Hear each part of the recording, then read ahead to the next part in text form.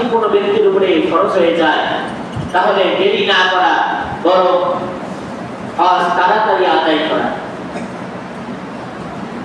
নবী সাল্লাল্লাহু আলাইহি ওয়াসাল্লাম হাদিসে ইরশাদ করেন,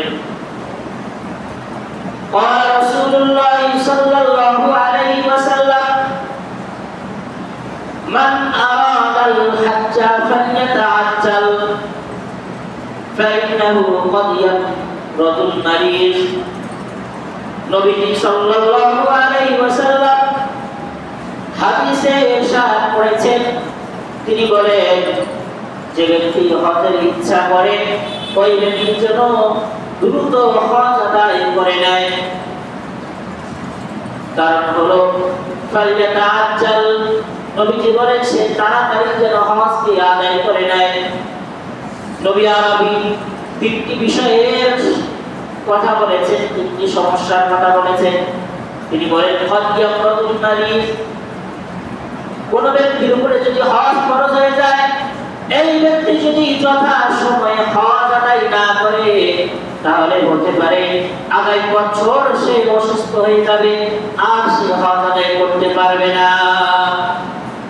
ওয়া তাদুল্লু যাল্লা, আবার কখনো কখনো এমন প্রয়োজন দেখা দিলে প্রয়োজনীয় জিনিস হারিয়ে যাবে, অর্থাৎ টাকা পয়সা এই বছর ছিল, হতে পারে আগামী বছর তার টাকা হারিয়ে গেছে, ডাকাতি হয়ে গেছে।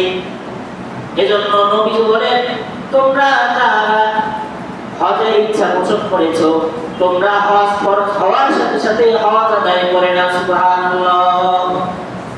দ্বিতীয় নম্বর সমস্যা হলো, নবী বলেন 3 নম্বর, কখনো কখনো অপরিহার্য সমস্যা, অপরিহার্য প্রয়োজন তোমাদের সামনে চলে আসবে, ওই সময় আর তোমরা হজ আদায় করতে পারবে না। এজন্য নবী আরবি সাল্লাল্লাহু আলাইহি ওয়াসাল্লাম বলেন, ও আমার উম্মতেরা, যখন তোমাদের উপরে হজ ফরজ হয়ে যাবে, যখন তোমরা হজের ইচ্ছা পোষণ করবে, তোমরা দেরি না করে দ্রুত সময়ে তোমরা হজ আদায় করো। সুবহানাল্লাহ।